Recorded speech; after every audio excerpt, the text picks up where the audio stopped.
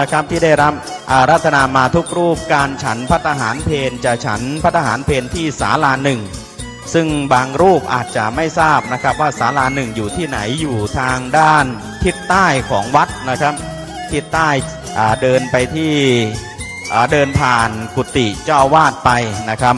นั้นก็จะเป็นสถานที่ฉันภัตตาหารเพลของพระสงฆ์นะครับที่ได้รับอาราธนามาในวันนี้ในส่วนของที่เต็นท์ฝั่งทางด้านทิศเหนือครับเชิญเข้ามาด้านในได้เลยครับมาเข้ามาด้านในมองข้างในครับมองข้างในสุดครับมาได้เลยครับขอเชิญครับมาได้เลยครับขอเชิญนะครับท่านก๊อฟเดี๋ยวช่วยหลีกทางให้ศรัทธาครับผมโอเคนะครับด้านนี้สามารถนั่งได้นะครับถ้าเกิดว่าใครจะมาเพิ่มเติมยังมีอีกหลายท่านนะครับมีอีกหลายท่านแต่ว่าก็อาจจะไม่กล้าขึ้นมาเพราะว่าด้านบนเรียบร้อยมากคือจิตที่เป็นสมาธิและความพรั่งพร้อมด้วยเมตตาธรรมของท่านพระครูพิพัฒน์สมาจารย์ท่านพระครูพิสารบุญยนิวิทย์ท่านพระปลัดนรินทร์สุมังคโลนะครับได้ให้ความเมตตาแนะนำในเรื่องของการจัดสถานที่การดูแลสถานที่ก็มีท่านพระอาจารย์มหาประเสริฐพัทธจาโรเจ้าวาดวัดป่าแพ่งนะครับดำเนินนำเจ้าหน้าที่พระภิกษุสามเณรในวัดจัดสถานที่เรียบร้อยทั้งหมดนี้เป็นกำลังของวัดป่าแพ่งนะครับทางเจ้าหน้าที่คณะสงฆ์สามเณรที่ร่วมด้วยช่วยกันไม่ได้มีใครที่อื่นที่ใดมานะครับก็จัดอย่างงดงามแล้วก็เกิดความพรั่งพร้อมของพิธีการครับในลำดับนี้นะครับในส่วนของพระสงฆ์องค์ประกอบพิธีและ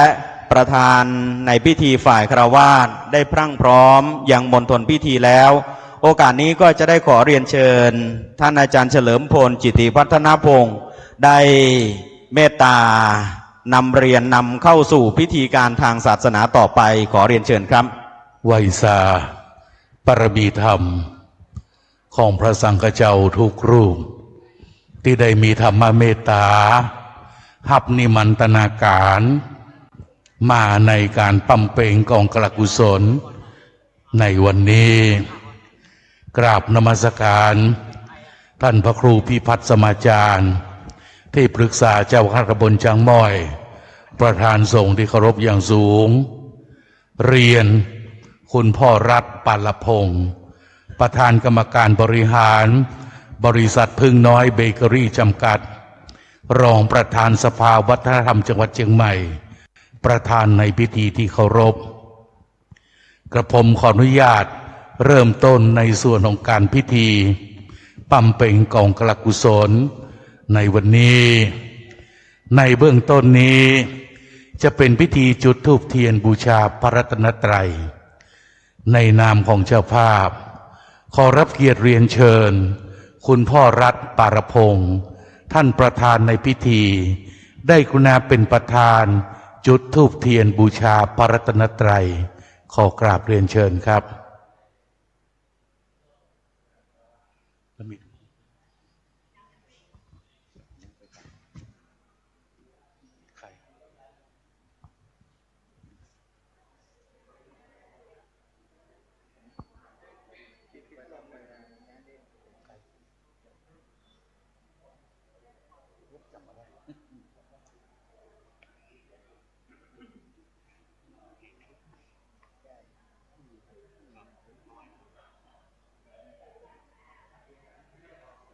จากนั้นจะได้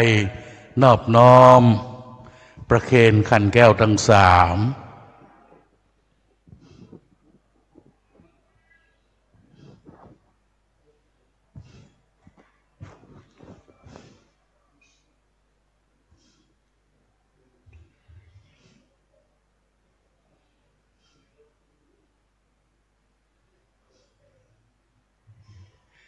จากนั้นจะได้นอบน้อมประเคน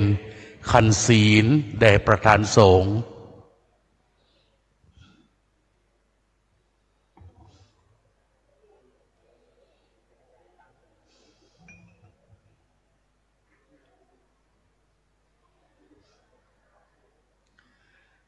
กับขอกราบขอบพระคุณคุณพ่อรัฐปาลพงศ์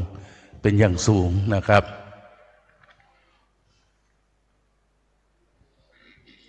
ลำดับต่อไปจะได้เรียนเชิญคุณนิกรจันทรประเสริฐได้เป็นผู้จุดธูปเทียนที่เครื่องทองน้อยหน้าสรีระของหลวงปู่ซึ่งตั้งอยู่ณควงแก้วอารามวัดป่าแพงขอเรียนเชิญครับ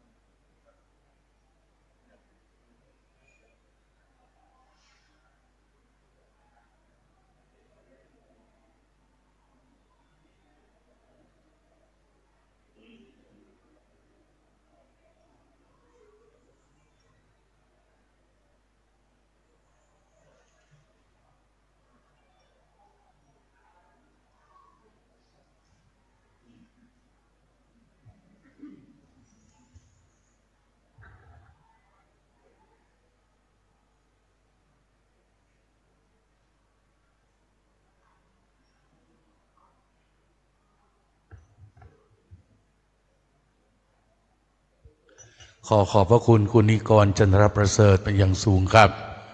ลำดับต่อไปขอเรียนเชิญทุกท่านได้ร่วมกันไหว้พระนพธรรมโดยพร้อมเพรียงกันนะครับอิมินาสการเรนะพุทธังอภิปูชญามาอิมินาสการเรนะธัมมังอภิปูชญามาอิมินาสการเรนะสังฆังอภิปูชญามาอะระหังสัมมาสัมพุทโธภควาพุทธังภควันตังอภิวาเทมิสวาขาโตภควตาธัมโมธัมมังนะมัสสามิสุปฏิปันโนภควโตสาวกสังโฆสังฆังนามามิลำดับต่อไปเรียนเชิญท่านผู้มีเกียรติทุกท่านร่วมกันสมทานเบญจศีลโดยพร้อมเพรียงกันนะครับมายังพันเตติสารเนนะสหปัญจศีลานิยาจา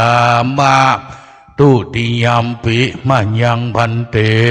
ติสารเนนะสหปัญจศีลานิยาจามะตติยัมปิมายังพันเตติสารเนนะสหปัญจศีลานิยาจามะนะโมตัสสะภะคะวะโตอะระหะโตสัมมาสัมพุทธัสสะนะโมตัสสะภะคะวะโตอะระหะโตสัมมาสัมพุทธัสสะนะโมตัสสะภะคะวะโตอะระหะโต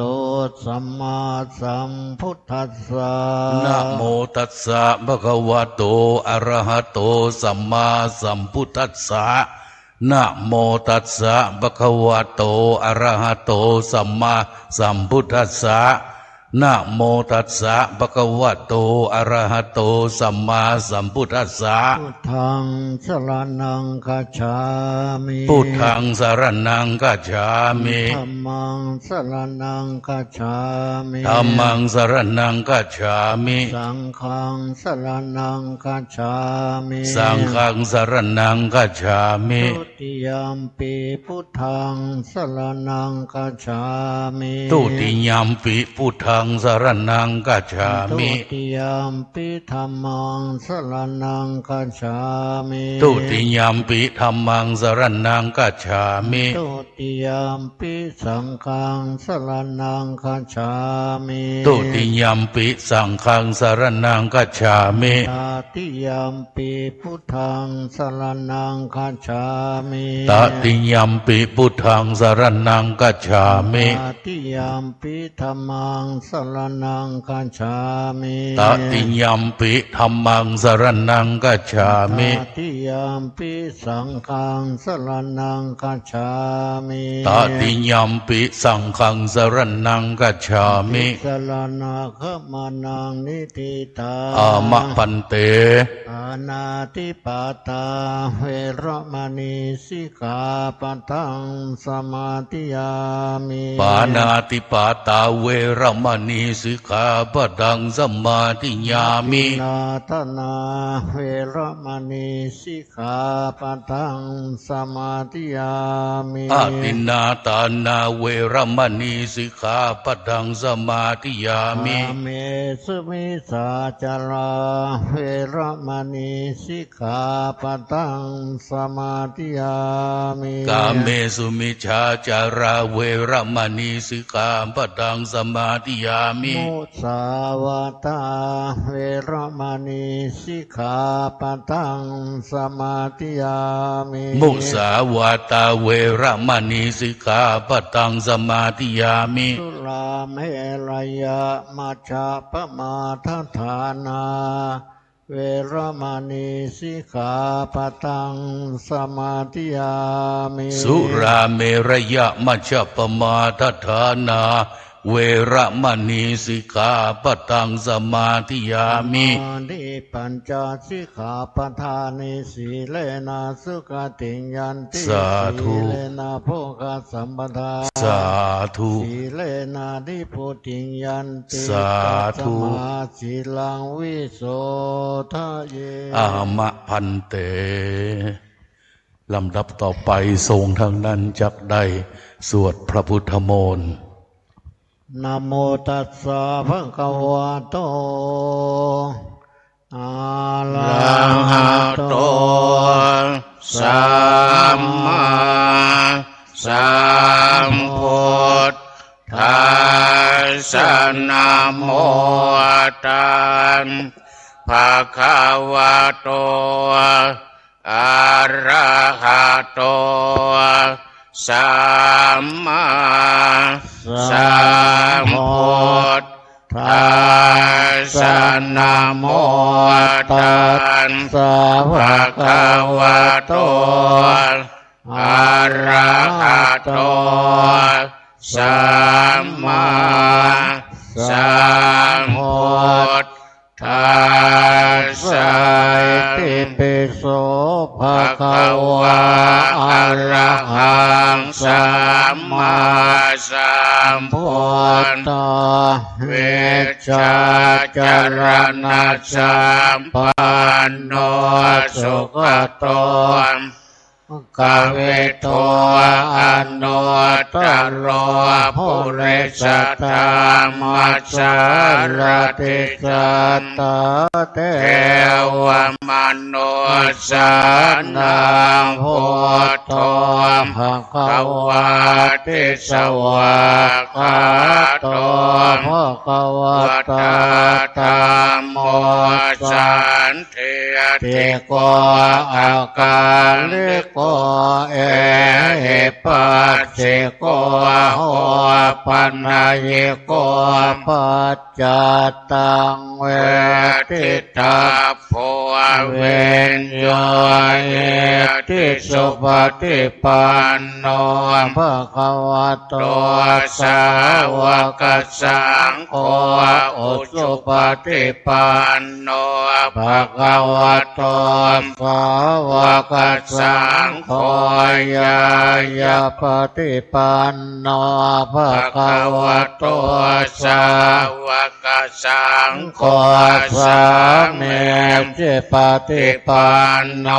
ภะคะวะโตสาวกสังโฆยติตังจัตตาริปุเรสโยกาเนอัตถะปุเรสภูกาลาเอสะภะคะวะโตสาวกสังโฆอาหุนายโยปาหุนายโยทักขินายโยอัญชเลกาลนิโยอนุตตรังปุญญาเกตังโลกาสาติหุมสัสสะมาปิเนเมตตาสาวุตันตังเกรียเมกัลลังโอติตะโคลัสเสนะมารังทานาทิธรรมวิธินาทิตวามุเนตตันเตสสะภวตุเตจยมังคลานิมาราติเลกามาปิโยติตตาภลันติงโกรัมปนาระวะกมาขมาทัตยาคังกันเตสตันตวิทินาจิตวามุเนนโตตันเตชะสะภวตุเตสยมาคลานินาราคิเลกัจวรังอติอาตโพตันตาวากิจกรรมชเนวสุธานุนันตังเมตังโมเทกเวทินาทิตวามุเนนโตตันเตชะสะภวตุเตชยมังคลาเนโอกิตมังกมติอาทัสสุธานุนันตันทาวันติโยชนะปะตังโกลิมาละวันตังเอเตปิสังอมโนทิตวามุเนนโตตันเตชะสะภวตุเตสยมังคลานิกาตัวนาคาตโมตลาเอวะคามพินิยาเจนจายาตัวตวัจนังชยกายมันเจสันเตนะโสมเวทินาทิตวามุเนนโตตันเตชะสะภวตุเตชยมังคลานิสัจจังวิหายมัติสัจจกวังเกตุงวัฏาภิโลภิตมนังอธิอันทโพตาปัญญาปฏิปัจจลิโตทิตวามุเนนโตตันเตสัสสะภวตุเตชยมังคลานินันโตปนันตโพชกังเวพุตังมาเยเตโพเตนะเทระโพชเกนะธรรมาพยันโตปะเตสวิสินาจิตวามุเนนโตตันเตสัสสะภวตุเตชยมังคลานิทุกขาเตติพุทธเกนะสุตตาสังภามังเวสุติสุติเมปิภกาวิชานังญาณาคเทนะวิทินาจิตวามุเนนโตตันเตชะสะภวตุเตชยมังคลาเน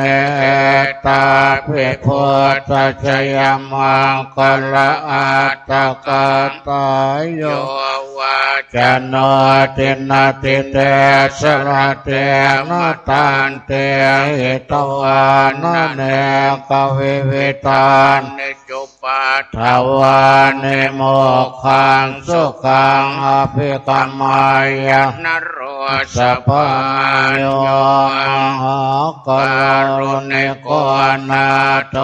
หิตายาสัพพปานินังพุทธวาปาลเมสัพพปัตโตสัมโมติโมตมังเอเตนะสัจวัสสนาโอนตุเตจยมังคลังจยันโตโพธิยาโมเรสักไกนางนาเทวตโนเอวังตวังวิจโยโหอิจยันสัจยมังอภราชิปปาลังเกศิเสปตาเวปุกเลอภิเศกเกสัพพพุทธานังอาคาปัตโตพมวัตติสุนาคาตังสุมังคลังสุภปาตังสุติตังสุกันโนสุโมโตจะสุเยตังพระมจาริสุปทาคินังกายกรรมังวาจากรรมังปทาคินังปทาคินังมโนกรรมังปเนติเตปทาคินาปทาคินาเนกตวันลพันตันเตปัฏฐาคิเนกุตลธรรมากุตลธรรมาพยากตธรรมาสุขายเวทนายสัมปยุตตธรรมาทุกขายเวทนายสัมปยุตตธรรมาทุกขมาสุขายเวทนายสัมปยุตตธรรมากาธรรมะกาธรรมะธรรมาเนวะวิปกานาวิปกาธรรมะธรรมาอุปาทิโนปัฏฐานิยธรรมานุปาทิโนปัฏฐานิยธรรมานุปาทินานุปัฏฐานิยธรรมาสังกิเลตาสังกิเลสิกาธรรมาสังกิเลตาสังกิเลสิกาธรรมาสังกิเลตาสังกิเลสิกาธรรมาสวิตกาสวิจารธรรมาวิตกาวิจารมันตาธรรมาวิจ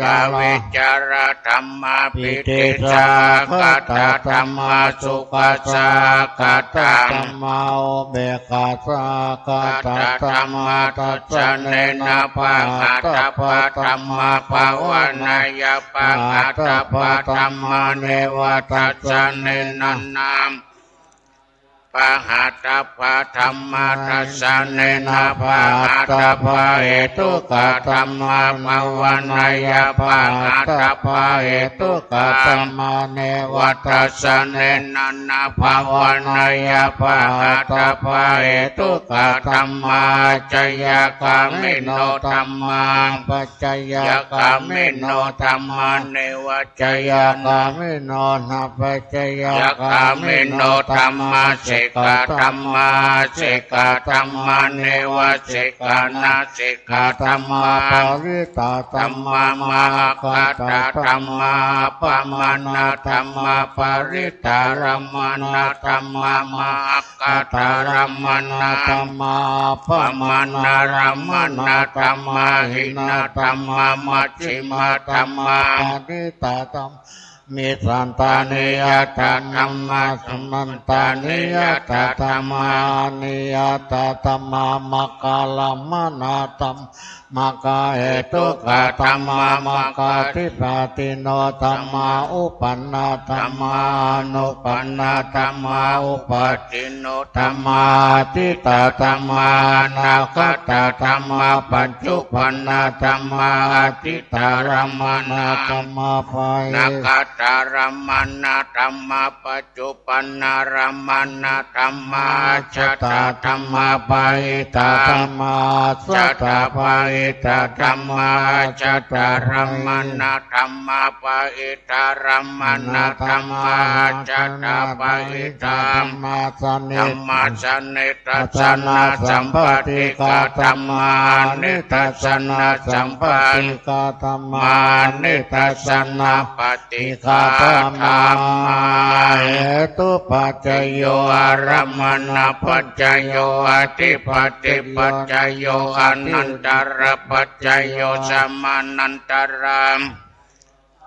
สัตตปัจจโยอัญญมัญญปัจจโยนิสัยปัจจโยปนิสัยปัจจโยปุริสัตตปัจจโยปัจจจาม ตโย สิวันปัจจโยกัมมปัจจโยวิปากปัจจโยอาหารปัจจโยอินทรียปัจจโยชนะ ปัจจโยมะ กัปปัจจโยสัมปยุตตปัจจโยวิปยุตตปัจจโยอธิปัจจโยนาทิปัจจโย วิกา ตปัจจโยอวิงคตปัจจโย สาธุสาธุสาธุศรัทธาทุกท่าน ตั้งกัลยาณจิตถวายของอุทิศถวายแด่หลวงปู่ท่านพระครูอุปถัมภ์ศาสนคุณโดยพร้อมเพรียงกันนะครับนะโมตัสสะภะคะวะโตอะระหะโตสัมมาสัมพุทธัสสะนะโมตัสสะภะคะวะโตอะระหะโตสัมมาสัมพุทธัสสะนะโมตัสสะภะคะวะโตภะคะวะโตอะระหะโตสัมมาสัมพุทธัสสะ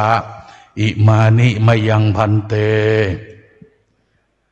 มัตตกะพัตตานิสัปปริวารานิภิกขุสังคัสสะโอโนชยามะสาธุโนพันเตภิกขุสังโฆ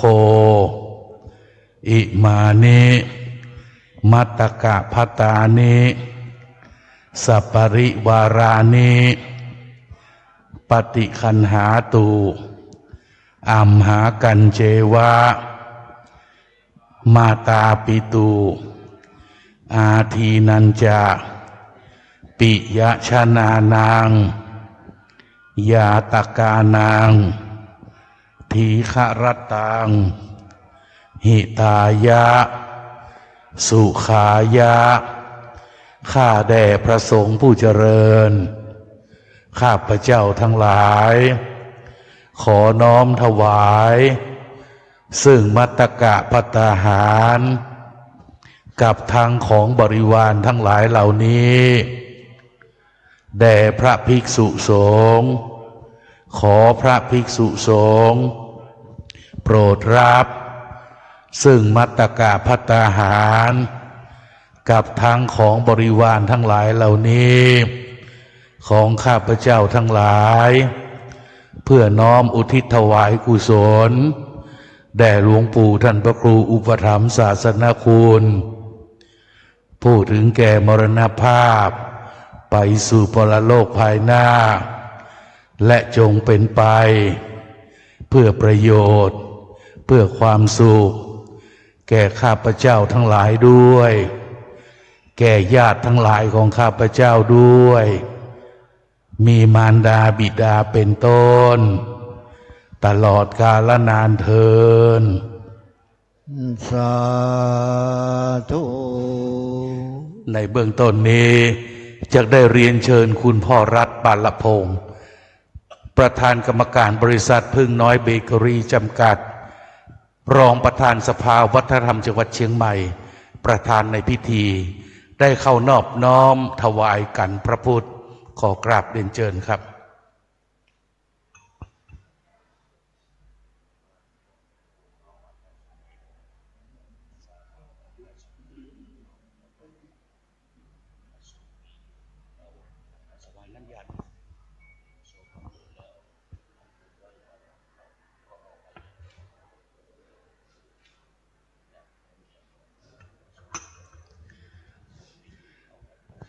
จากนั้นจะได้ขอเรียนเชิญท่านผู้อาวุโสนะครับแถวหน้าเนอะถวายพระสงฆ์แถวหน้าขอกราบเรียนเชิญรับเกียรติเรียนเชิญลำดับที่หนึ่งคุณมงคลยงศรีวัฒน์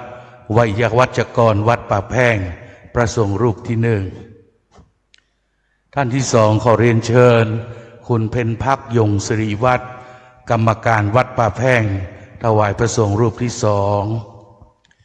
จากนั้นขอเรียนเชิญนะครับท่านที่สามขอเรียนเชิญคุณเรนูชุ่มวารีท่านที่สี่ขอเรียนเชิญคุณทิตินันท์ชีววัฒน์ท่านที่ห้าขอเรียนเชิญคุณวรรณภาสุวรรณสวนท่านที่หกขอเรียนเชิญคุณรัชนีสัพพพิทยาท่านที่เจ็ดขอเรียนเชิญคุณรัตนาพรแซ่เอี้ยท่านที่แปดขอเรียนเชิญคุณพัชราพรพัฒนราพันธ์ท่านที่เก้าขอเรียนเชิญคุณแม่สมทวินวุฒิสัยท่านที่สิบขอเรียนเชิญคุณแม่วาสนาสุกเกษม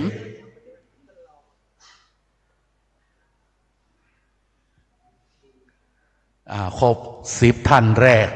ยกประเคนก่อนนะครับแล้วยกมือไหว้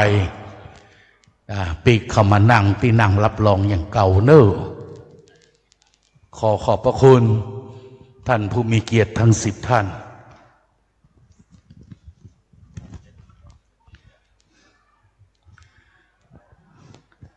ต่อไปจะได้ขอเรียนเชิญท่านผู้มีเกียรติแห่ง10 ท่านได้เข้านอบน้อมประเคนได้ประสงค์ในแถวที่สองนะครับไปตะวันตกพุ่นกันนะครับขอเรียนเชิญคุณวรพงษ์เพชรนันทวงศ์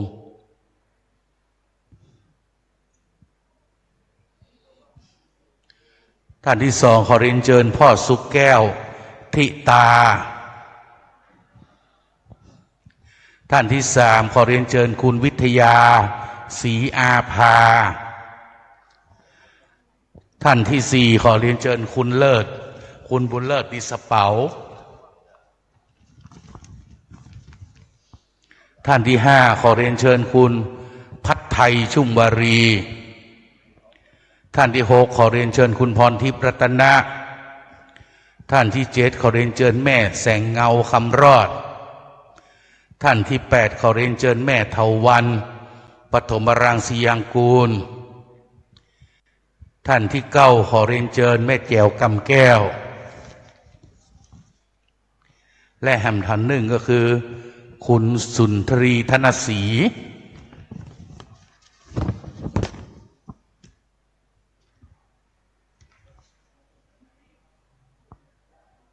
เฮ้ยยืนก่อนเนอะยืนก่อนยืนประจำที่ก่อนเดี๋ยวก็ยกประเคน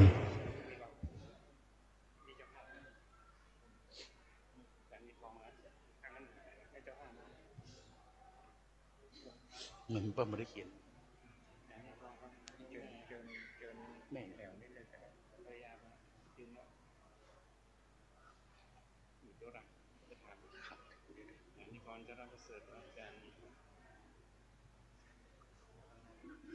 ต่อไปแถวสุดท้าย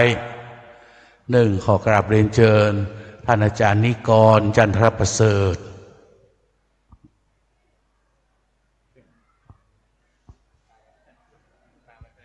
ปาสี่ภรรยาไปโตย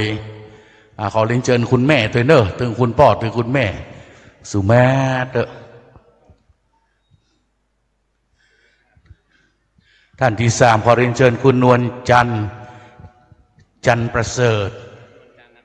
แม่นวลจันทร์จันประเสริฐนะครับดร.กรภพศรีสัน อาจารย์อาทิตย์ชัยมงคล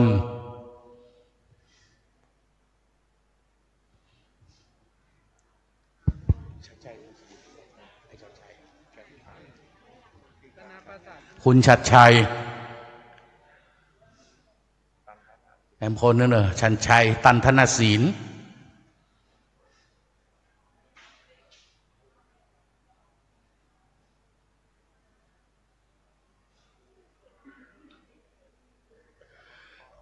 พร้อมแล้วยกประเคน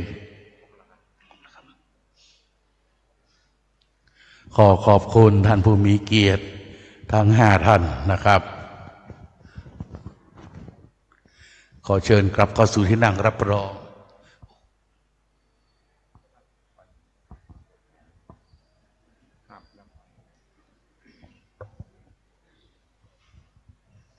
ประสงค์จะได้อนุโมทนาท่านที่มีน้ำหยาดน้ำนะครับยะถาวะลิวหาปุราปาริปุเรนติสากลังเอวเมวะอิโตทินังเปตานังอุปกปปติ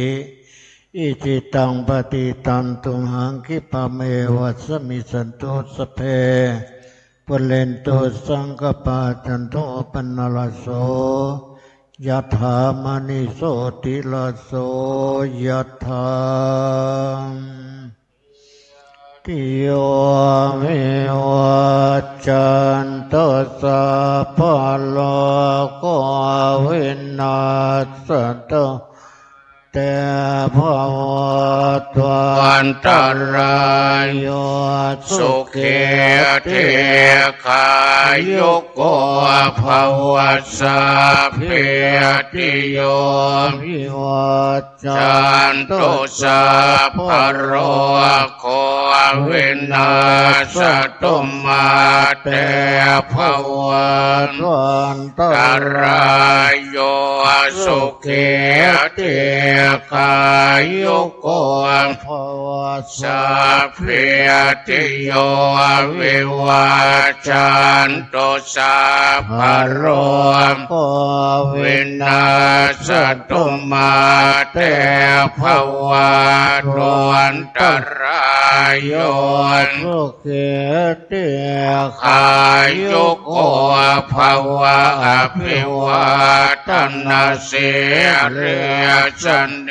นจังวัฏาปจายโนจัตตารโอธรรมาวันทันติอายุวันโนสุขังภาลังทัสสิเมอากาสิเมยาติเมตตา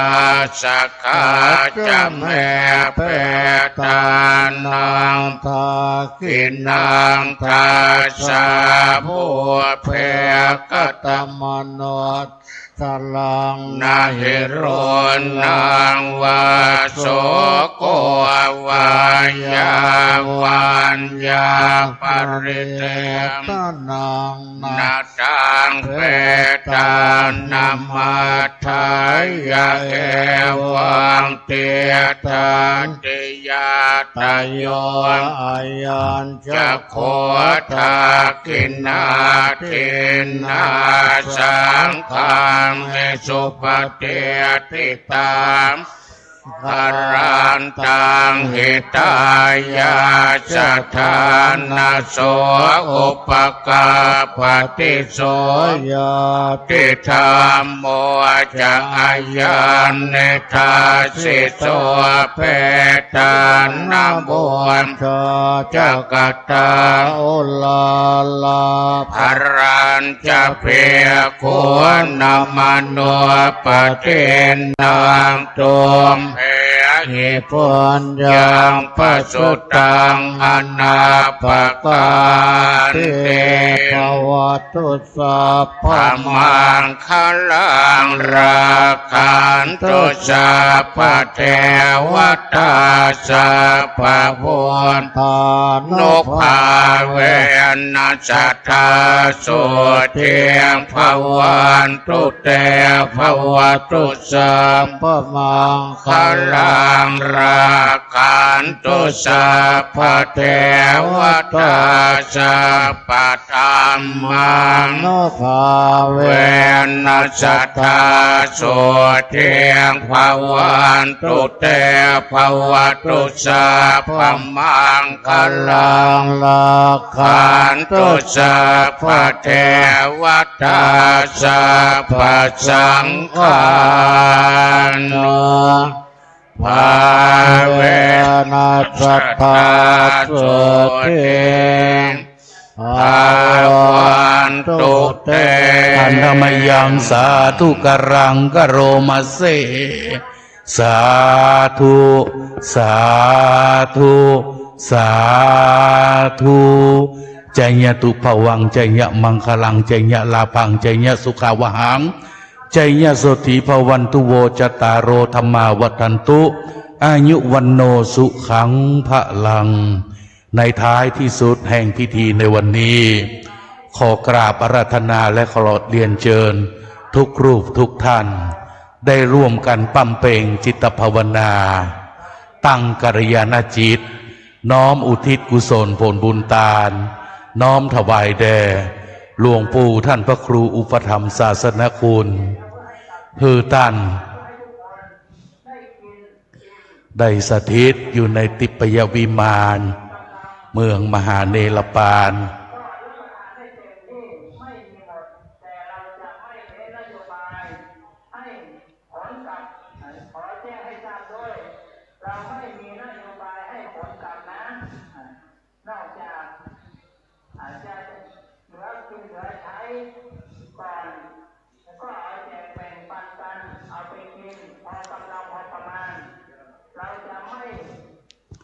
วันนี้ได้กระทำการกระทำบุญเบื้องต้นมีการฮื้อตาลบุญสำเร็จด้วยการฮื้อตาลเป็นตานามัยถัดต่อมาศรัทธาสาธุชนได้ร่วมกันสมาทานเบญจศีลบุญสำเร็จด้วยการรักษาศีลเป็นศีลใหม่และได้ปั้มเป่งอย่างจิตภาวนาทั่วผู้ทั่วหน้าสำเร็จเป็นภาวนาใหม่สมเป็นบุญญกริยาวัตถุน้อมอุทิศถวายแด่หลวงปู่ท่านพระครูอุปถัมภ์ศาสนคุณถึงเวลาที่เฮาจักได้กล่าวคำแผ่เมตตาโดยพร้อมเพรียงกันนะครับอิตังทานากัมมังเนปานาปัจจยโยโนนิจังเอตังศิลากัมมังเนปานาปัจจยโหนตุโนนิจังเอตังภาวนากัมมังปานาปัจจยโยโหนตุโนนิจังยังกินจิกุสลังกาตาปังกัม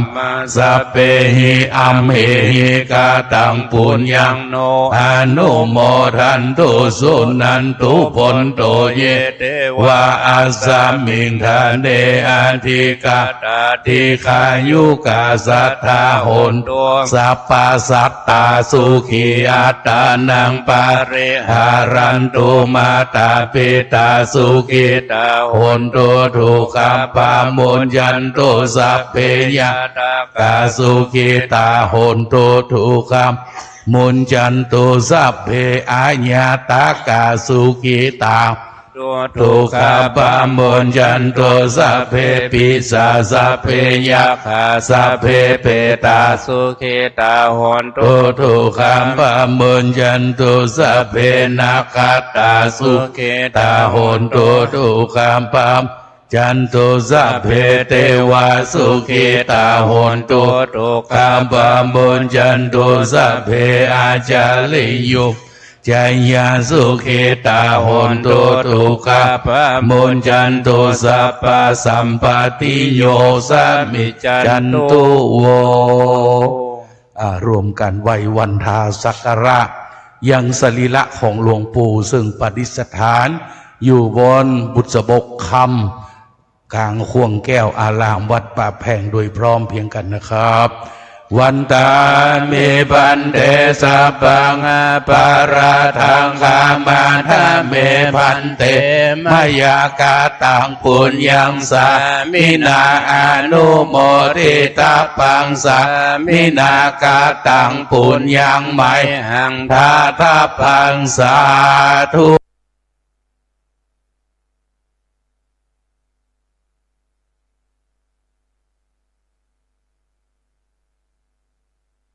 กาตังปุญญังไมหังทาทาปังสาธุสาธุอนุโมทามิ ตโลธรรมาวทันติอายุวันโนสุขังภาลา ลาพระรัตนตรัยอรหังสัมมาสัมพุทโธภะคะวาพุทธังภะคะวันตังอภิวาเทมิสวากขาโตภะคะวะตาธัมโมธัมมังนัมมัสสามิสุปฏิปันโนภะคะวะโตสาวกสังโฆสังฆังนามามิในนามของเจ้าภาพต้องกราบนมัสการขอบพระคุณพระมหาเถรานุเถระที่ได้โปรดเมตตาหับนิมันตนาการมาในการปั้มเป่งกองกลกุศลในวันนี้ การชักปฐานเพลเฮาได้จัดไว้ที่ศาลาหนึ่งเนอะขอกราบอาราธนาทุกรูปได้ไปที่ศาลาหนึ่งนะครับ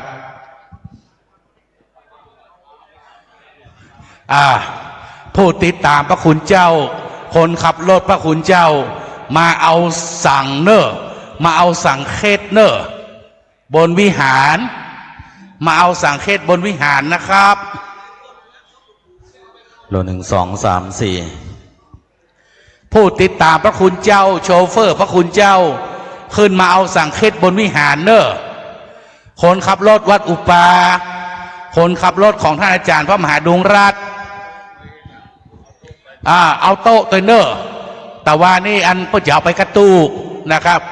ถวายโต๊ะตัว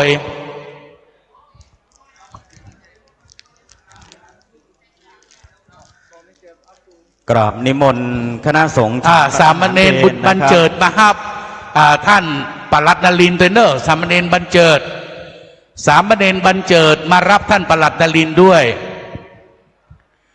แต่ว่าเปิ้นจะเอากระตู้ไปโต๊ะเปิ้นก็ไม่ได้เอาไปนะครับถวายตึงโต๊ะตึงตู้เนอะพระคุณเจ้าครับ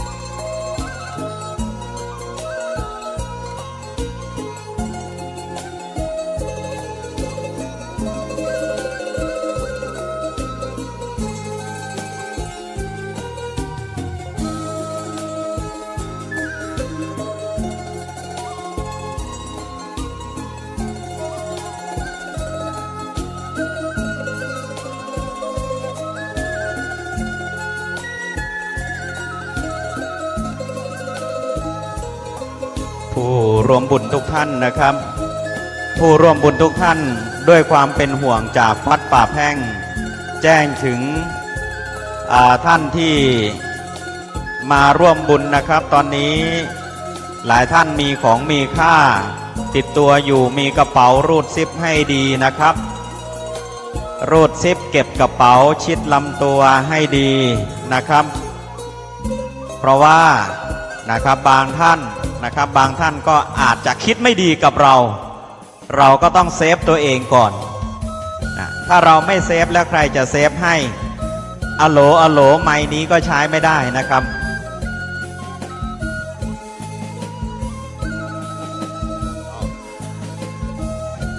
ครับก็ระวังด้วยนะครับโปรดระมัดระวังด้วยท่านใดที่มีกระเป๋าแล้วไม่ได้รูดซิปหรือว่ามีของมีค่าวางไว้ไกลตัวทราบจากทางเจ้าหน้าที่แจ้งว่าสั้นๆง่ายๆนะครับมีการล้วงกระเป๋าเกิดขึ้นครับขอให้ระมัดระวังด้วยมีการล้วงกระเป๋าเกิดขึ้นขอให้ระมัดระวังด้วยนะครับขอระมัดระวังด้วยคนที่ทำก็เหลือเกินเนาะอยากจะเผาจริงๆระวังด้วยนะครับระวังด้วยนะฮะท่านใดที่วางกระเป๋าไว้ทั่วไปหรือว่าไม่ได้รูดซิปกระเป๋าดีก็ขอให้ดูแลกระเป๋าของตัวเองด้วยนะครับมีเหตุการณ์ผู้ไม่ประสงค์ดีล้วงกระเป๋าแจ้งเท่านี้นะครับส่วนท่านใดที่จะร่วมบุญนะครับท่านใดที่จะร่วมบุญนะครับท่านใดที่จะร่วมบุญบูชาตอนนี้มีล็อกเก็ตหลวงปู่ที่บูชานะครับมีล็อกเก็ตหลวงปู่ที่บูชามีล็อกเก็ตนะครับล็อกเก็ตเท่าไหร่เอ่ย99 บาทล็อกเก็ตสวยมากต้องบอกว่าล็อกเก็ตเนี่ยสวยมากนะครับมีจีวรซึ่งเป็นสังฆาติของหลวงปู่มีเส้นเกศาของหลวงปู่ท่านไม่บูชาวันนี้มีขนาดเดียวครับขนาดที่ผมห้อยนี้ครับนี่ขนาดที่สวยงามนะครับล็อกเก็ตครับมานี่ล็อกเก็ตครับล็อกเก็ตครับมาล็อกเก็ตอยู่ตรงนี้นะครับล็อกเก็ตอยู่ด้านนี้เชิญได้เลยนะครับท่านใดที่จะบูชาล็อกเก็ตสวยมากมีสังฆาของหลวงปู่มีเส้นเกศาของหลวงปู่เส้นเกศาของหลวงปู่เส้นผมนะครับปกติแล้วเราตัดผมใช้แบตเตอรี่ตัดแต่หลวงปู่ไม่เคยใช้แบตเตอรี่ตัดแล้วไม่ใช้แบตเตอรี่ตัดแล้วอะไรใช้มีดโกนคือหนึ่งในจำนวนอัฐบริขารนะฮะหนึ่งในจำนวนอัฐบริขารเรียกว่าเหล็ก3 น้ำ 4เหล็ก3 น้ำ 4เหล็กก็คือมีดหนึ่งในจำนวนนั้นก็คือมีดนะครับฉะนั้นท่านใดที่จะบูชาล็อกเก็ตหลวงปู่นะครับล็อกเก็ตหลวงปู่นะฮะจัดสรรอย่างดีพิธีพิเศษเข้มขลังและนอกจากนี้หนังสือตำรายาหนังสือตำรายาชุดนี้ถอดจากลายมือของหลวงปู่ไม่ใช่ใครที่ไหนที่เป็นคนถอดนะครับท่านเจ้าวาดวัดป่าแพ่งแล้วก็พระลูกวัดป่าแพ่งนั่นเองมีท่านใดที่เป็นหมอเมืองหมอยาตำรายานะครับตำรายาโบราณที่จะอนุรักษ์รักษาเอาไว้หนังสือตำรายาหลวงปู่ล็อกเก็ตครับล็อกเก็ตตอนนี้ใกล้หมดบนพานแล้วนะครับแต่ในกล่องยังมี บนพานหมดแล้วแต่ในกล่องยังมีครับใกล้หมดบนพานแล้วนะครับ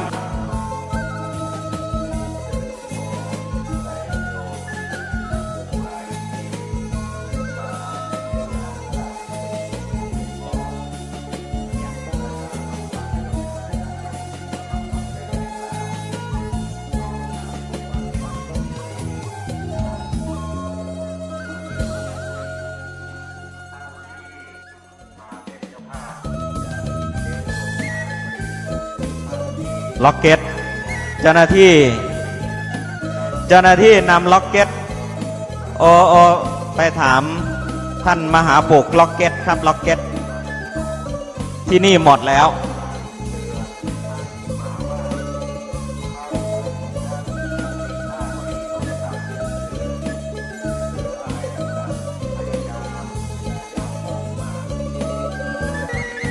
เดี๋ยวรอก่อนครับล็อกเก็ตรอก่อนนะครับรอก่อน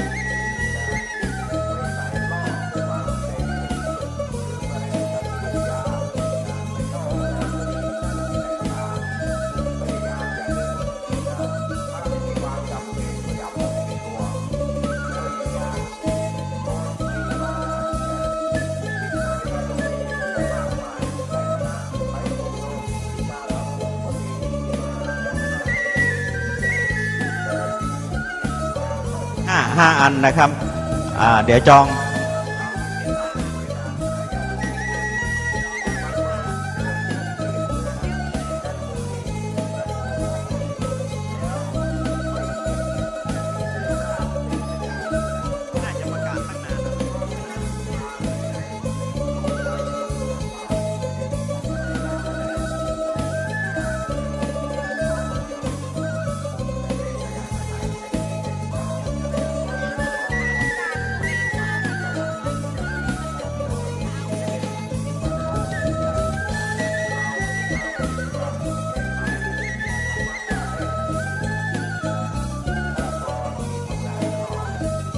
อาจารย์ฉิวครับอาจารย์ฉิวครับเสีย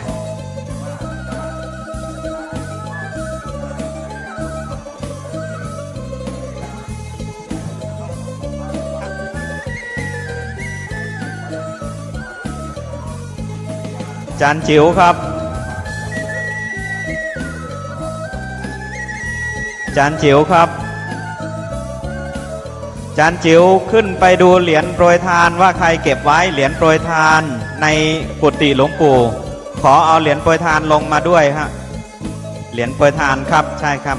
เอาลงมาทั้งหมดเลยครับตรงนี้ไม่น่าจะอันที่วัดเตรียมไว้นะเหรียญโปรยทานขอติดต่อเหรียญโปรยทานนะครับเหรียญโปรยทานแล้วก็ล็อกเก็ตหลวงปู่ตอนนี้เดี๋ยวรอสักครู่นะครับรอสักครู่ถ้าพร้อมแล้วเดี๋ยวจะแจ้งให้ทราบส่วนท่านใดที่จะมาร่วมบุญในจุดนี้ท่านใดอยากจะทำบุญนะครับท่านใดอยากจะทำบุญนะครับท่านใดที่อยากจะร่วมบุญแล้วก็รับของที่ระลึกรับมอบของที่ระลึกนะครับก็เชิญมาที่กองอำนวยการนะฮะกองอำนวยการ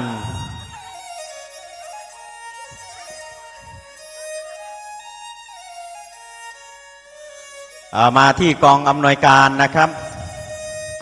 ก็ขออนุโมทนาบุญคณะเจ้าภาพเจ้าศรัทธาทุกท่านตอนนี้สำหรับท่านที่รับประทานอาหารที่โรงทานก็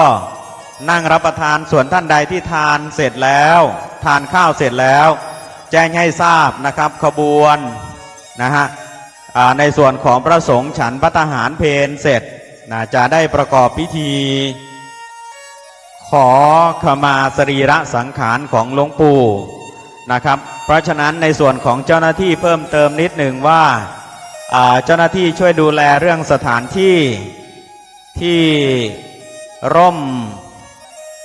ต้นแก้วเหรียญหลวงปู่ยังไม่มีแต่พระผงเกษาจันหอมรุ่นที่หนึ่งทำเมื่อปี 2553 หอมเหรียญโปรยทานเดี๋ยวก่อนนะครับเดี๋ยวรอเหรียญโปรยทานมาก็จบอธิษฐานแล้วค่อยหยอดปัจจัยลงนะครับรอแป๊บหนึ่งไม่ใช่อันนี้ครับเดี๋ยวรอก่อนครับเดี๋ยวจะมีเหรียญโปรยทานอีกส่วนหนึ่งนะครับมาทำบุญรับพระผงเกษาจันหอมยันอะไรนะครับท่านยัน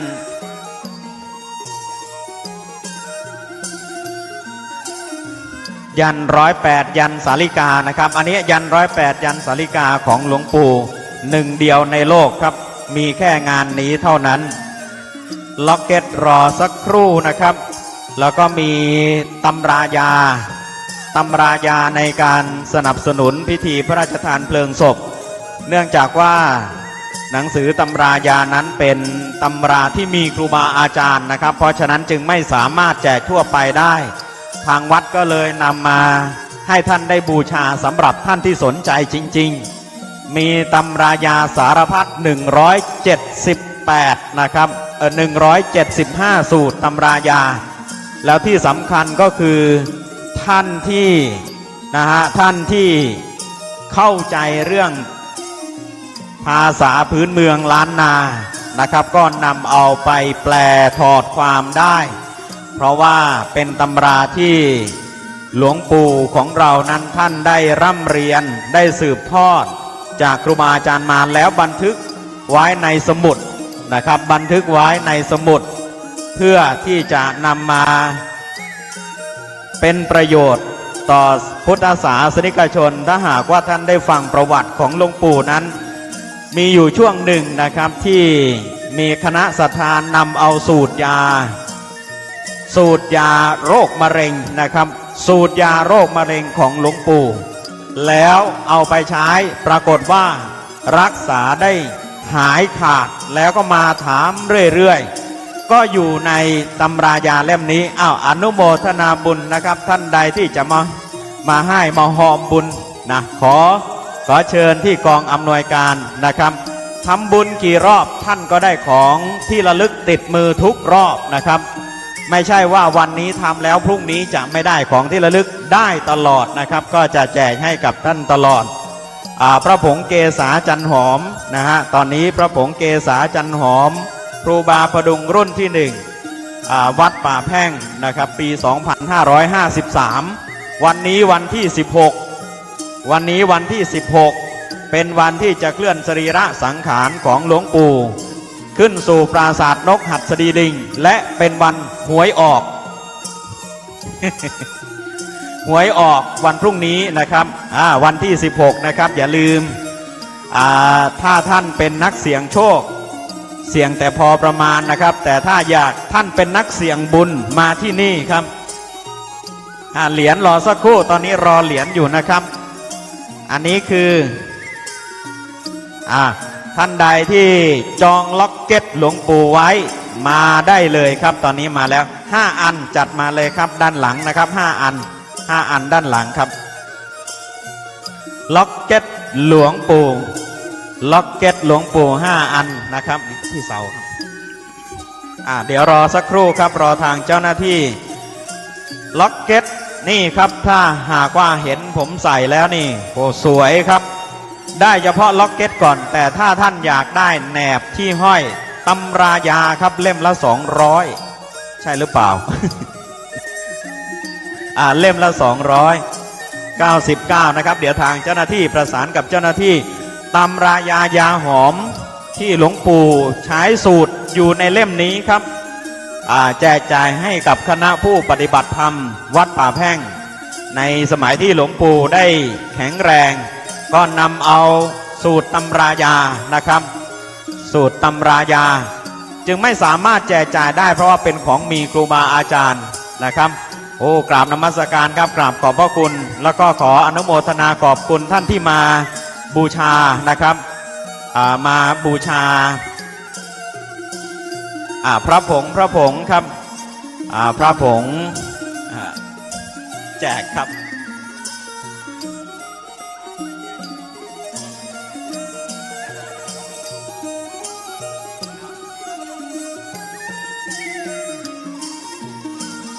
ก็ขออนุโมทนาท่านที่จะมาร่วมบุญครับ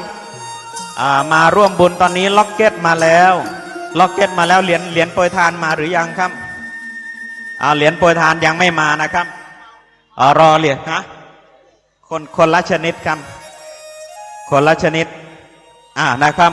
เดี๋ยวจะมีเจ้าภาพเจ้าศรัทธาร่วมบุญเหรียญโปรยทานนะครับมีเจ้าภาพเจ้าศรัทธาร่วมบุญเหรียญโปรยทานเดี๋ยวรอสักครู่หนึ่งนะครับส่วนตรงด้านนี้เนี่ยจะเป็นเหรียญที่ได้จัดเตรียมไว้มีเจ้าศรัทธาที่นำมาเตรียมไว้นะครับก็ขออนุโมทนาบุญทุกท่านฝ่ายสถานที่ขอแจ้งถึงฝ่ายสถานที่ขอดูที่นั่งด้านหน้าปราสาทด้วยนะครับด้านหน้าปราสาทด้วยขอจัดเก้าอี้ที่นั่งด้านหน้าปราสาทด้วยนะครับขอเก้าอี้หลุย1 2 3 4 5 6 7 8ตัวครับล็อกเก็ตครับล็อกเก็ตตอนนี้ท่านใดที่จะรับล็อกเก็ตนะครับล็อกเก็ต99 บาทอีก1 บาทร่วมชำระหนี้สงฆ์ครับ99 บาทอีก1 บาทร่วมชำระหนี้สงฆ์ล็อกเก็ตครับท่านใดที่จะบูชาล็อกเก็ตตรงนี้ได้เลยนะครับกองอำนวยการนะครับซึ่ง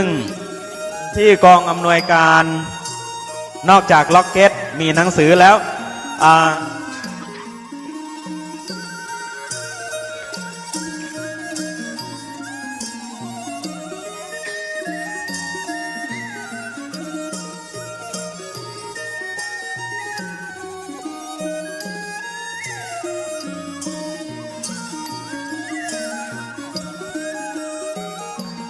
ท่านที่เป็นเจ้าของรถโตโยต้านะครับรถไม่ใช่ผอพึ่งอ่างนะครับ6363ผอพึ่งอ่าง6363นะครับท่านที่เป็นเจ้าของรถผอพึ่งอ่าง6363ขอความกรุณาช่วยย้ายรถของท่านด้วยนะครับผอพึ่งอ่าง6363ขอความกรุณาช่วยย้ายรถของท่านด้วยนะครับท่านใดที่จะบูชาล็อกเก็ตนะครับ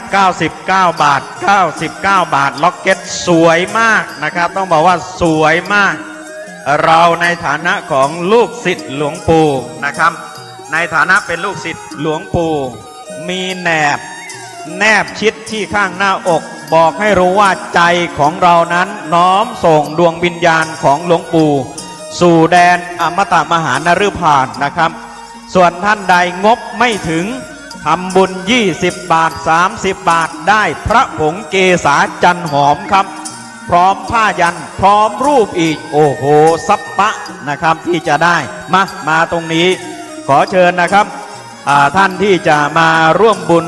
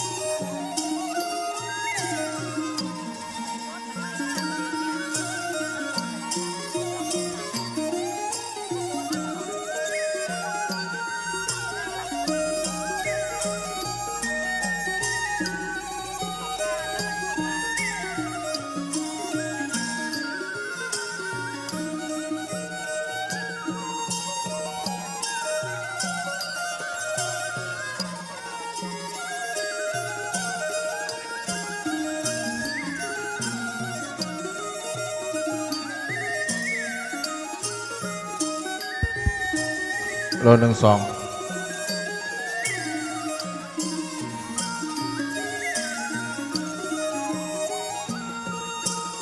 ศรัทธาญาติโยมนะครับที่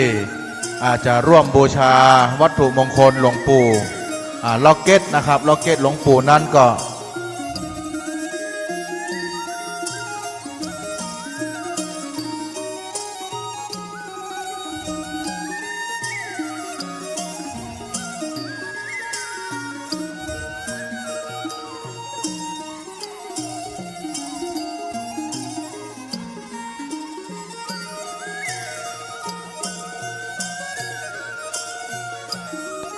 ศรัทธาญาติโยมนะครับที่ได้มาร่วมอนุโมทนาบุญทั้งลงทานและได้มาร่วมอนุโมทนาบุญเป็นเจ้าภาพทอดผ้าไตรนะครับหลัวหรือจะปูจาวัตถุมงคลทางคณะกรรมการวัดป่าแพ่งก็ได้อำนวยความสะดวกให้ท่านแต่ว่าผู้คนอาจจะนักมากมายนะครับเราก็ต่อแถวเพื่อความเป็นระเบียบเรียบร้อยนะครับ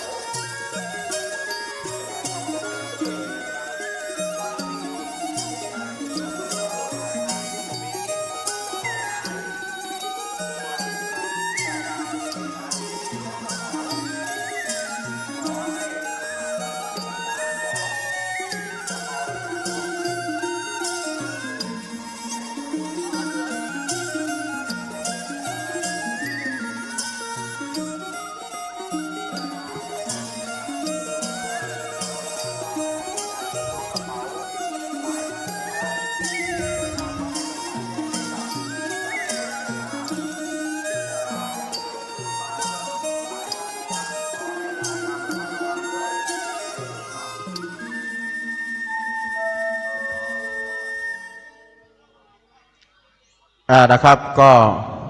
ประชาสัมพันธ์กับคณะศรัทธาญาติโยมที่ได้มาร่วมทำบุญก็ดีได้เดินทางมา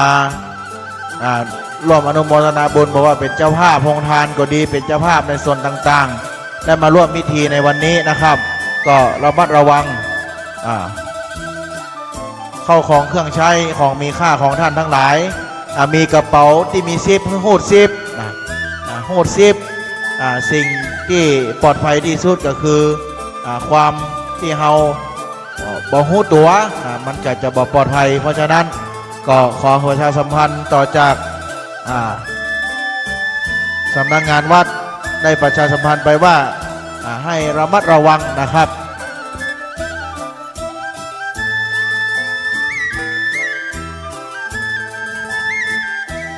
ศรัทธาญาติโยมพุทธบริษัททั้งหลายที่ได้เดินทางมาลงทานนั้นเราก็จะมีไปตลอดจนถึงดงพระเจ้าภาพลงทานมดก็จะมีศูนย์อาหารของวัดป่าแพ่งอยู่ด้านใน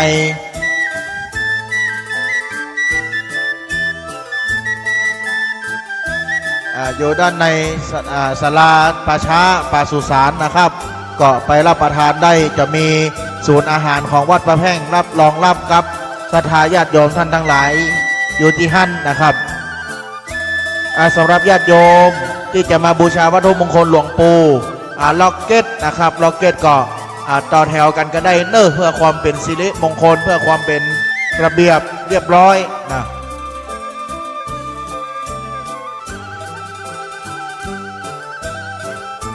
ขอแรงนะครับบรรเทาสาธารณภัยนะครับจากเทศบาลนครเชียงใหม่ช่วยยกโต๊ะหลุยจัดด้านหน้าวิหารนะครับจะมีดร.กรภพศรีสัน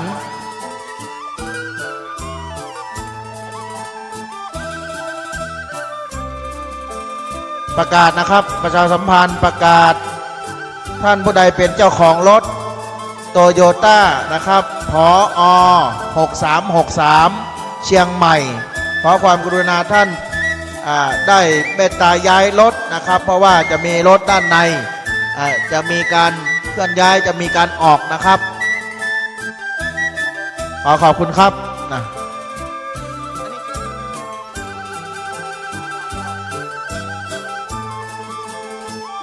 ที่ลานพระธาตุนะครับรถของไฟพออักษรผอ6363นะครับเชียงใหม่โตโยต้านะครับขอความเมตตาท่านย้ายรถแล้วก็ขอกำลังบรรเทาสาธารณภัยจากเทศบาลนครเชียงใหม่ได้ช่วยกันขนย้ายเก้าอี้หลุยด้านบนวิหารหลวงนะครับมาจัดที่บริเวณปราสาทลังกายพระภิกษุสามเณรเฮาถวายการต้อนรับพระเดชพระคุณหลวงพ่อท่านเจ้าคุณพ ระเทพรัตนนายกเจ้าคณะจังหวัดระปูนเจ้าวาดวัดพระราชหลวงหริพุนใจได้เดินทางมาถึงแล้วไปปฏิคมเฮาช่วยต้อนรับพระเดชพระคุณเข้าห้องรับรองกันนะครับ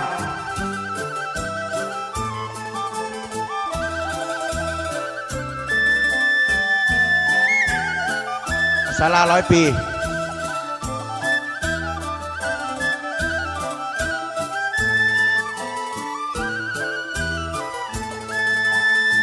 ขอปฏิคมนะครับจัดปานะน้ำฉันถวายพระเดชพระคุณที่ศาลา100 ปีนะครับอาจารย์ดรศาลา100 ปีโอเคไหมบนวิหารโอเคปฏิคมนะครับจัดน้ำฉันปานะถวายพระเดชพระคุณหลวงพ่อท่านเจ้าคุณพระเทพรัตนนายกที่ด้านบนวิหารหลวงนะครับ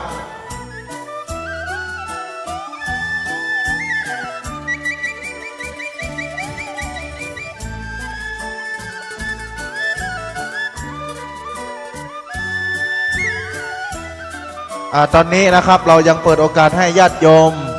พุทธศาสนิกชนทุกท่านได้ร่วมบูชา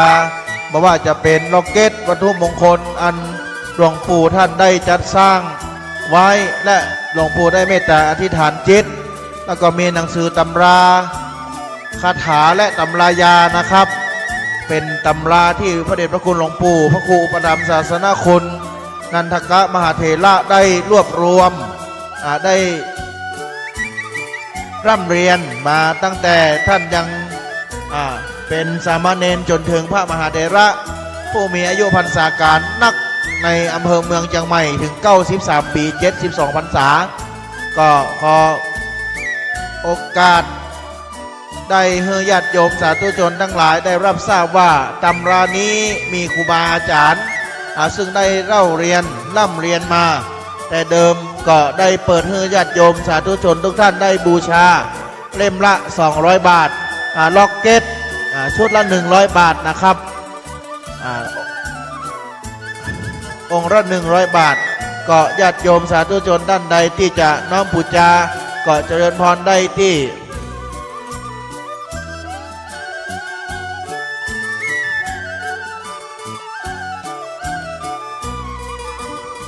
หรือว่าตอนนี้ก็จะมีเวลาที่เราจะได้ให้ญาติโยมสาธุชนทุกท่านได้บูชาผ้าไตรบูชาหลวงบูชาผ้าไตรบูชาหลวงบูชาวัตถุมงคลท่านใดที่บูชาผ้าไตรก็ดีบูชาหลวงก็ดีก็จะได้มีวัตถุมงคลพระเจ้าพระผงจันหอมได้มอบเป็นปฏิกะหรือของที่ระลึกกับท่านทั้งหลายนะครับมีรูปเหมือนรูป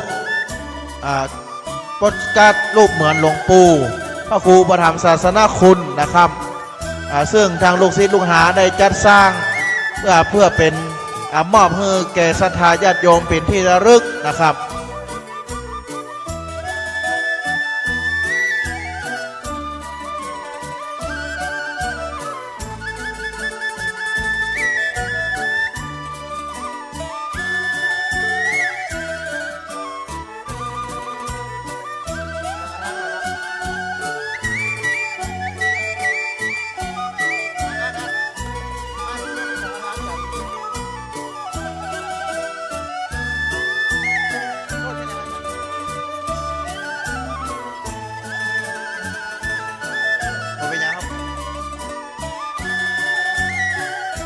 อาสาขออาสา1 ท่านอาสา1 คนอาสา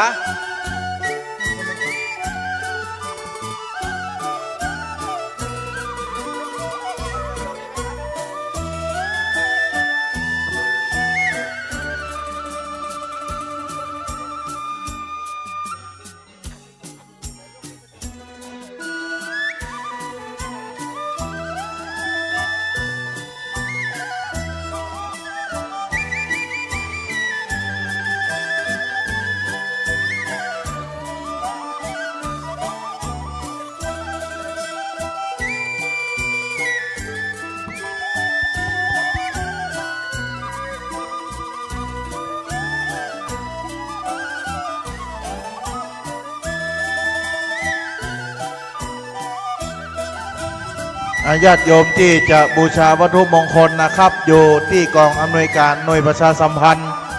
ที่ต้นสะบันงาเครือหรือกะละเวกนี่นะครับตอนนี้ก็มีศรัทธาญาติโยมได้มาร่วมปูจาร่วมทำบุญทอดผ้าไตร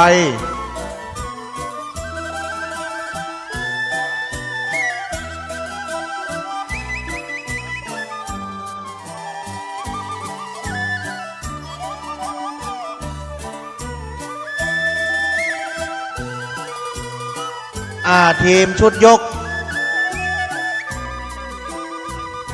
ทีมชุดยกที่ได้อู้จากันไว้นะครับรวมตัวกันที่ข้างวิหารด้านทิศใต้นะครับที่ข้างกองบริการเนอร์บรรเทาทั้งหลายๆฝ่ายที่เป็นทีมยกสรีระร่างพระเดชพระคุณหลวงปู่นะครับรวมกันที่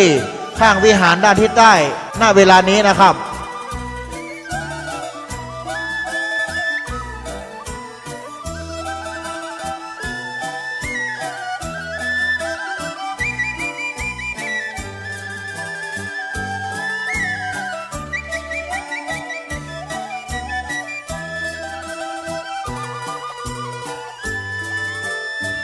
ทางคณะสงฆ์คณะศรัทธาวัดประแพร่งและคณะผู้มีเกียรติทุกท่านก็ต้องขอ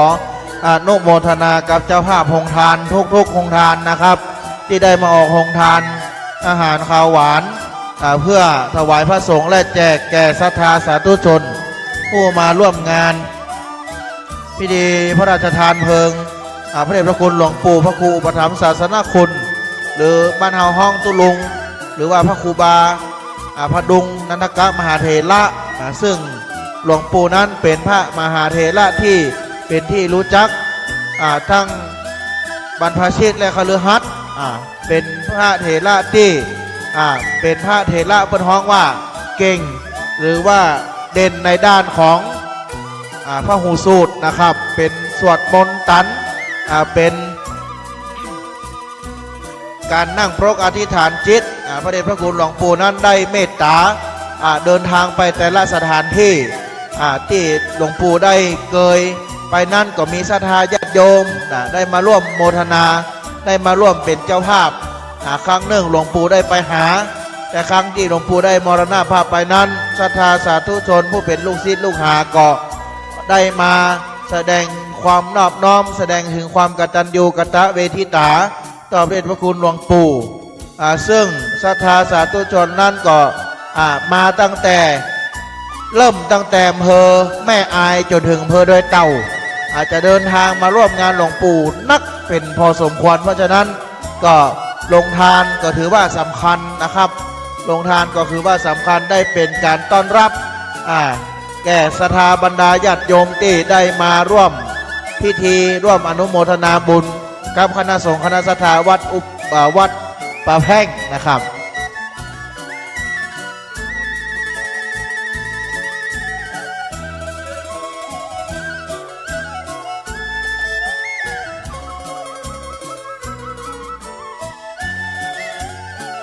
ตอนนี้นะครับ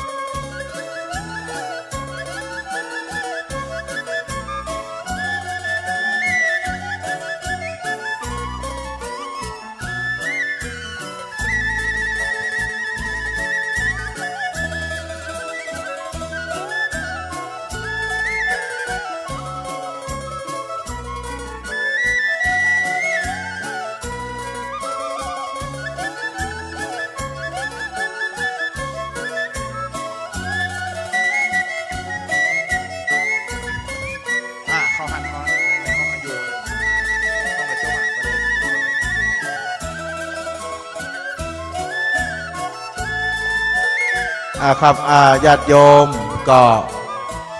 ขอประชาสัมพันธ์นะครับญาติโยมตอนนี้ก็ กินข้าวน้ำข้าวตอนอิ่มหนำสำราญก็มีศรัทธาญาติโยมมาร่วมอนุโมทนาบุญเป็นเจ้าภาพถวายทอดผ้าไตรบางสกุลน้อมถวายฟืนเพื่อจะได้ส่งสรีระร่างสังขารจิตดวงวิญญาณของพระเดชพระคุณหลวงปู่ซึ่งอาจจะมีการทำการชาปนกิจหรือว่าเผาจริงในเวลา2 ทุ่มในวันที่21นะครับก็ศรัทธาญาติโยมท่านใดที่เป็นเจ้าภาพได้มาถวายทานกับหลวงปู่นั้นก็ของศรัทธาสาธุชนนั้นปนทุกข์ปนโศกปนโรคปนภัยปัญหาอุปสรรคต่างหลายดังและก็เพื่อเจริญอายุยิ่งยืนยาวดังที่หลวงปู่ได้บอกว่าถ้าภัยมาไหวเปิดกับหลวงปู่จะว่าเพื่อสุขภาพร่างกายแข็งแรงเด้อเพราะฉะนั้นญาติโยมท่านทั้งหลายที่มาวันนี้ภัยมาให้หอมก็ดีเป็นเจ้าภาพก็ดีมาทอดผ้าไตรก็ดีก็ขอให้สุขภาพร่างกายแข็งแรงอายุยืนยาวยั่งพระเดชพระคุณหลวงปู่93 ปีศรัทธาเพราะฉะนั้นก็ต้องขอโมทนาสาธุกับบรรดาญาติโยมที่ได้ตั้งจิตมาแต่ไกลเปลี่ยนใจมาแต่บ้านได้มาให้หอมเป็นเจ้าภาพผ้าไตรก็ดีทอดผ้าบางสกุลก็ดีนะเปิ้นถามว่าบางคนถามว่าเปิ้นมี 7-8 วันเฮามาถึงวันใดก็ได้นะญาติโยมได้มาถึงวันก็ได้นะการสร้างสมบุญนั้นบ่มีเขตกำหนด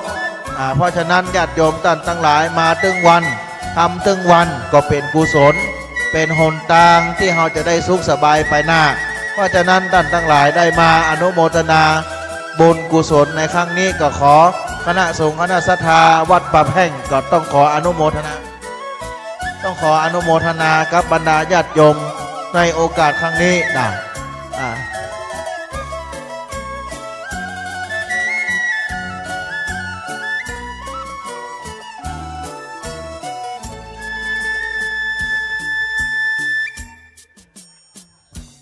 เพราะฉะนั้นญาติโยมท่านใดที่บูชา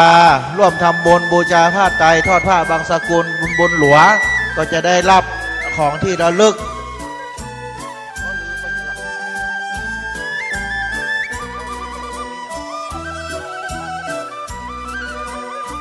ได้รับของที่ระลึกในขณะที่ญาติโยมได้ร่วมทำบุญนะครับจะมีพระผงเกศร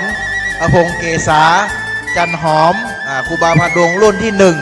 วัดป่าแพ่งพุทธศักราช 2553 14 ปีญาติโยมวันนี้ได้มาออกให้ญาติโยมมอบเป็นที่ระลึกปฏิกาลแก่ศรัทธาญาติโยมและเป็นโฮปยันซึ่งหลวงปู่ได้จัดสร้างเพื่อน้อมเป็นกตัญญูกตเวทิตาต่อหลวงปู่แล้วก็จะมีรูปภาพเป็นคาถาประจำตัวขององค์หลวงปู่บอกว่าอะหังลาภีจะราภานังลาภะสักกะโลปูจิโตสัพเพเทวาสัพเพมนุสสะปิยังลักขันโตมังมนุสสะเทวาพิปูจิโตโหติอันนี้หลวงปู่ได้กล่าวอยู่เสมอว่าเป็นปะคาถาประจำตัวหลวงปู่ได้ทำเป็นรูปภาพหลวงปู่นั้นได้มอบมือศรัทธาญาติโยมพุทธบริษัททั้งหลายที่ได้มาร่วมอนุโมทนาบุญบอกว่าให้หอม10 บาทก็ตา5 บาทก็ตาม20 บาทก็งาม100 บาทก็ได้เท่าใดได้หมดเนื้อศรัทธาเพราะฉะนั้นก็ต้องขอเจริญพรประชาสัมพันธ์บอกว่าเสียงเพื่อนนั้นอยู่ทางใดอยู่พื้นก็ไม่สะบันงาเครือเนอะเพื่อนทำบุญที่ไหนมาพื้นที่ส้นสะบันงาเครือหรือว่าการเวกจะมีคณะกรรมการวัดป่าแพ่งและพระสงฆ์ได้รอบรรดาญาติโยมพิจารณาผ้าไตรบางสกุล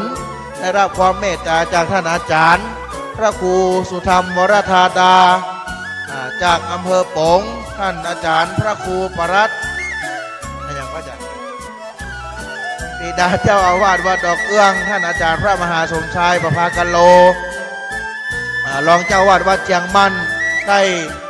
รอท่านทั้งหลายได้มาทำบุญเพื่อฮื้อศีลฮื้อปอนกับบรรดาท่านสาธุชนทั้งหลาย ตุปีอุ่นนะก็ได้มาเมตตามาพิจารณาผ้าไตรบางสกุลกับญาติโยมสาธุชนทั้งหลายที่ร่วมทำบุญนะครับเราจะมีเวลาอยู่ที่นี่แหมประมาณชั่วโมงสถาแหม1 ชั่วโมงนะครับแล้วเราจะได้มีพิธีอาราธนาพระเดชพระคุณหลวงปู่ได้ออกเดินทางเปิดว่างออกเดินทางไปแอวกาดนะไปแอวกาดโค้งปิกมาเข้าสู่นกฮัสดีลิงเมนปราสาทจะได้มีพิธีออกเมนพระราชทานเพลิงเป็นลำดับสืบไปวันนี้ก็ได้รับความเมตตาในพระเดชพระคุณท่านเจ้าคุณพระเทพรัตนนายกเจ้าคณะจังหวัดลำพูนเจ้าอาวาสวัดพระธาตุหลวงลำพูนหรือพระธาตุหริพูนชัยวรมหาวิหารจังหวัดลำพูนได้โปรดเมตตาเดินทางมากระลงตามแบบเบ้าโบราณร้านนาซึ่งพระสงฆ์สังฆะเถระพระสงฆ์นั้นได้มรณภาพลงนั้นก็จะได้อาราธนาครูบาอาจารย์ผู้เป็นพระมหาเถระได้มากราบอาราธนาอัญเชิญสรีระร่างสังขารของหลวงปู่ออกจากวัดป่าแพ่งเพื่อไปในเมตตาพระเดชพระคุณหลวงปู่นั้นได้เป็นคนในพื้นที่เพิ่นบอกว่าเอาหลวงปู่ไปแอวบ้านไปผ่านบ้านเอาหลวงปู่ไปผ่านสถานที่ที่เคยเป็นละเด็กละอ่อนก็วันนี้ก็จะได้ไปลากจูงยังสรีระร่างสังขารธรรมของพระเดชพระคุณหลวงปู่ไปก็ได้รับความเมตตาจากพระเดชพระคุณหลวงพ่อท่านเจ้าคุณพระเทพรัตนนายกได้กระลงอาราธนาสรีระร่างสังขารออกจากวัดนะพระเดชพระคุณหลวงพ่อท่านเจ้าคุณพระเทพรัตนนายกเจ้าคณะจังหวัดลำพูนก็ได้เดินทางมาถึงพัก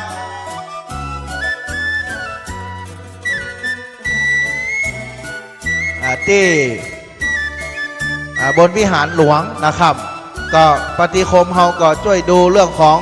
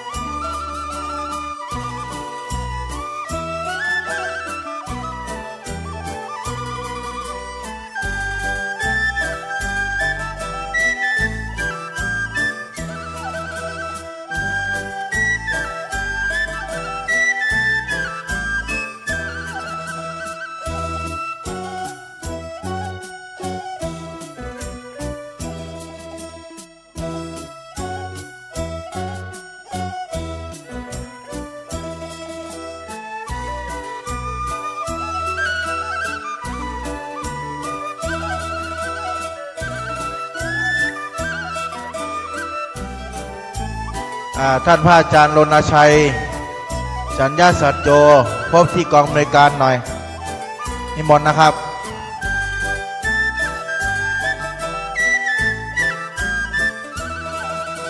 ท่านพระครูชาปนกิจโกศล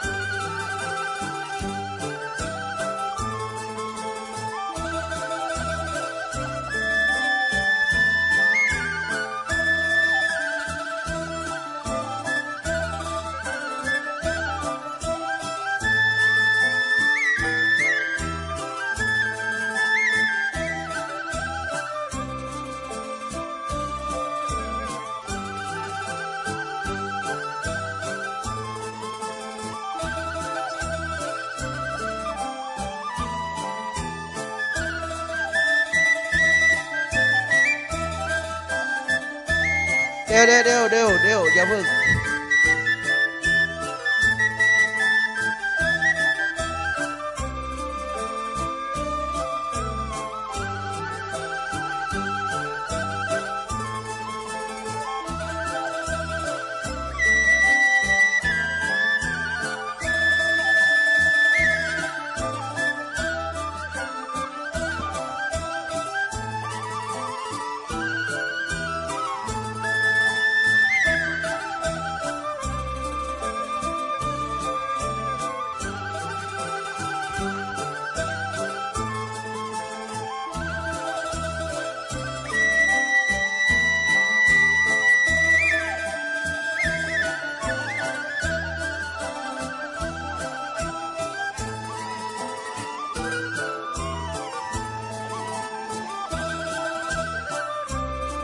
ถอยมาแหมน้อยขยับมา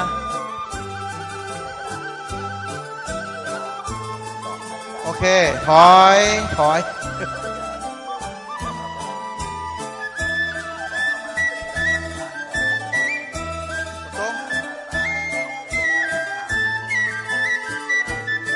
เอาตรงเลยตรงถอยตรงเลยแปลงล้อตรงขึ้น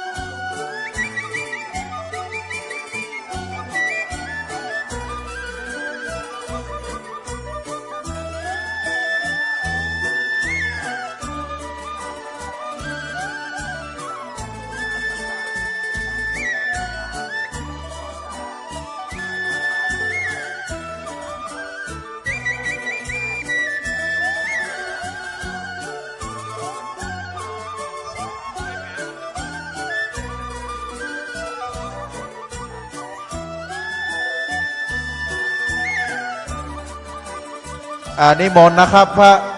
สามเณรที่จากวัดเชตุพนนะครับที่ทางวัดประแพงได้ราธนานิมนต์มานะครับ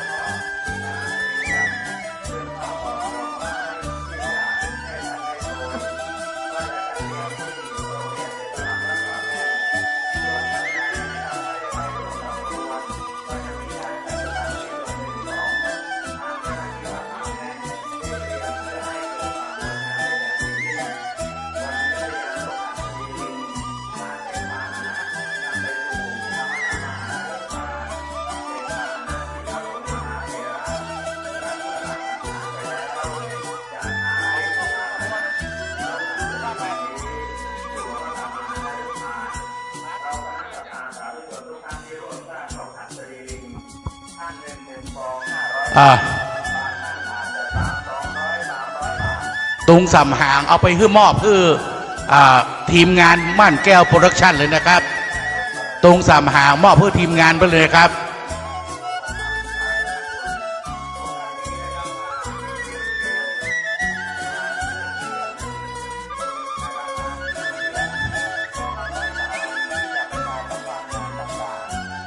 ครูโอฝ้ายจูงมีให้ก่อไอ้บอยบนวิหารอารมณ์มามดเลยยังอยู่ข้างพระเจ้าอ่ะน่ะ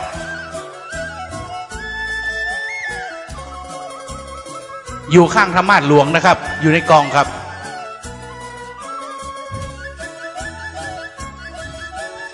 ธงแดงธง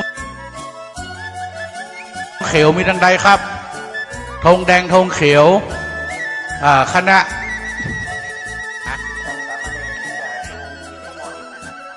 อยู่สาระ3เนอะธงแดงธงเขียวไอ้บอยครับเจ้าหน้าที่ประจำธงแดงธงเขียวมีทังใดอยู่สาระ3นะครับ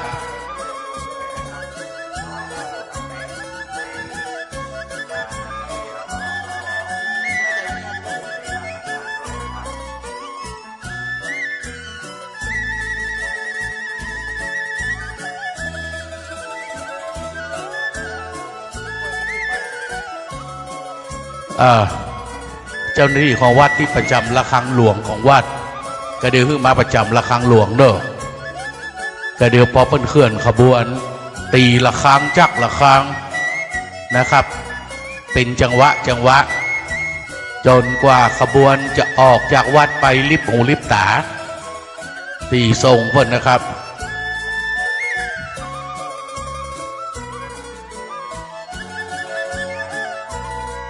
ฟังเตเนอร์ยังไม่ได้ประกอบพิธีกระลงอัญเชิญด้วยนะ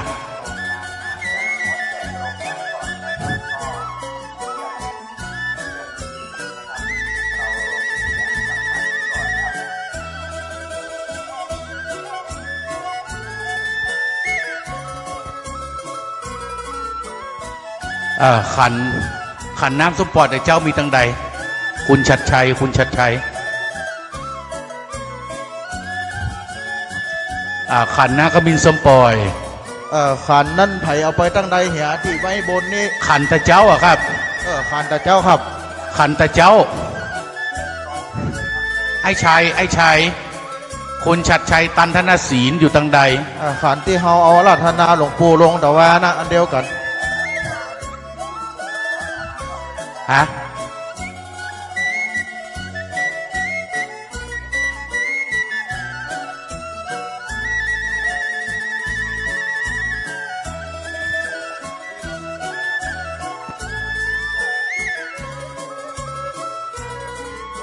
อยู่ข้างหีบของหลวงปู่ละขันเจิญอยู่ข้างหีบหลวงปู่พร้อมด้วยนะเขามีสมปล่อยกระเดียวจะได้รับเมตตาคุณจากพระเดชพระคุณพระเทพรัตนนายก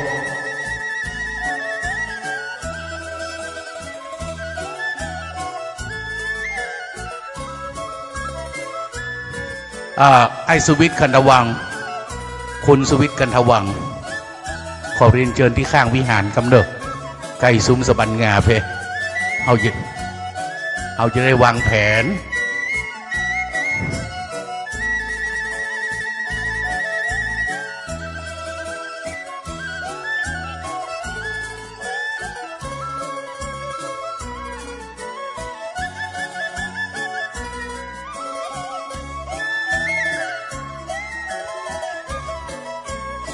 คุณสวิทย์กันทวังขอเชิญที่ข้างวิหารกำเนิดกระเดียวแห่มสักกำหนึ่ง จะได้ประกอบพิธีอาราธนาสรีระหลวงปู่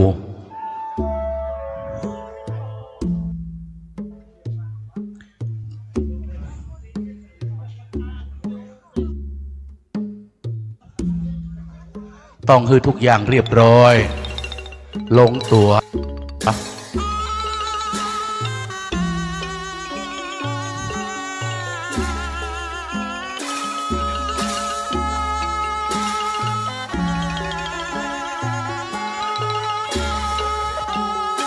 รถฮอนด้าหมายเลขทะเบียนขอไข่ต่อเต่า952ทะเบียนเชียงใหม่เป็นของท่านผู้ใดกรุณาย้ายด่วนเนอะรถประสาทจะเลี้ยวออกทางขวาก็เดินไปต่ำบุ๊บเข้าใส่บ่วมละนะครับเป็นห่วงเป็นใยในสวัสดิภาพขอความกรุณาเนอะเจ้าของรถที่จอดอยู่ที่ปากประตูวัดป่าแพงขอไข่ต่อเต่าเนี่ยนะครับรถฮอนด้ากรุณาเคลื่อนย้ายรถของท่านโดยนะครับกำเดียวขบวนเป็นออกไปแล้วเฮาขัวบุษบกปราสาทเนี่ยตึงใหญ่ตึงสูงอาจจะไปตีวงจะไปจนไปเฉี่ยวเอารถของท่านเอาเป็นห่วงในสวัสดิภาพและความห่วงใยนะครับขอเมตตาย้ายรถด้วยนะครับผมเดี๋ยวสักกรรมหนึ่งขบวนก็จะได้เคลื่อนโดยปลอดภัยบัดได้เกิดความเสียหาย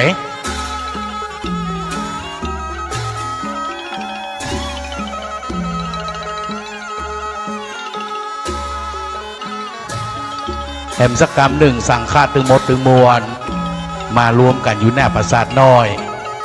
ศรัทธาญาติโยมมารวมกันอยู่หน้าปราสาทน้อย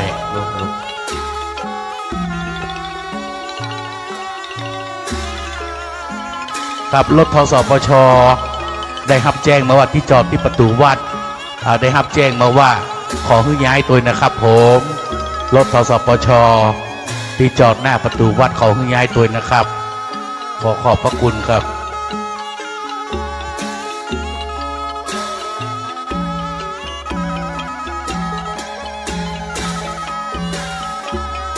ท่านปลัดวิทูลแนกงานเรียบร้อยหรือยังครับ